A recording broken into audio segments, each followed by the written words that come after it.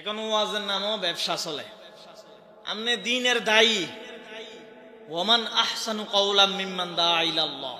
আপনি দ্বীনের দায়ী, কোরআন হাদিসের কথা বলবেন, 1 ঘন্টা কথা বলবেন, আপনি কন্টাক্ট করিয়াইয়েন 70,000 60,000। আপনি দ্বীনের দায়ী।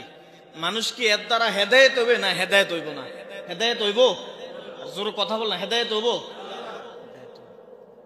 আপনি দ্বীনের দায়ী। একটা ডাক্তার তাইলে তো এত লক্ষ টাকা খরচ করি পরে কত টাকা পায়?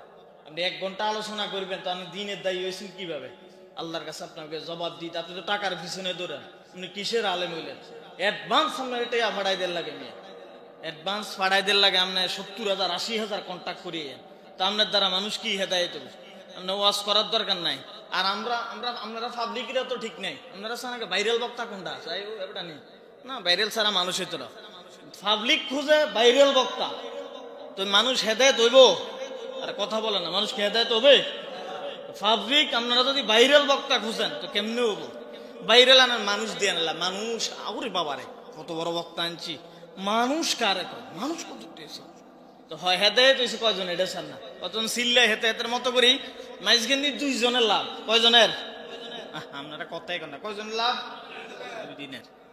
একজন হয়েছে মাইক ব্যবসায়ী, মাইক ব্যবসা করে, আর যে বেটা ওয়াজ করে, এই 2 জনের কি লাভ? আর মাইজগেন্দি দেখবেন হেতো ওয়াজ যাইতে যাইতেও কি বিড়ি টানছে, ওয়াজ শেষ আবার যাইতে যাইতেও কি বিড়ি টানছে। এই হইলো। তবে হ্যাঁ, আমি ওয়াজের বিরোধিতা করছি না।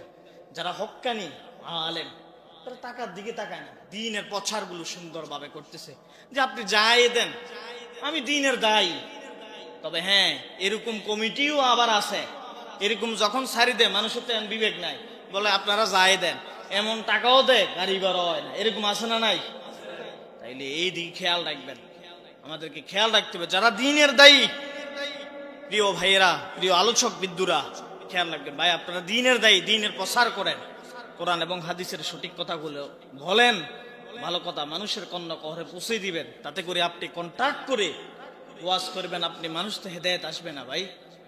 এই জন্য আমাদেরকে বুঝতে হবে, আমরা ভাইরাল না খুঁজি, দ্বীনের পথে আসেন, সঠিক পথে আসেন। ইবাদত করার জন্য কেউ সুযোগ খুঁজি না, আমরা ইবাদত বুঝি না।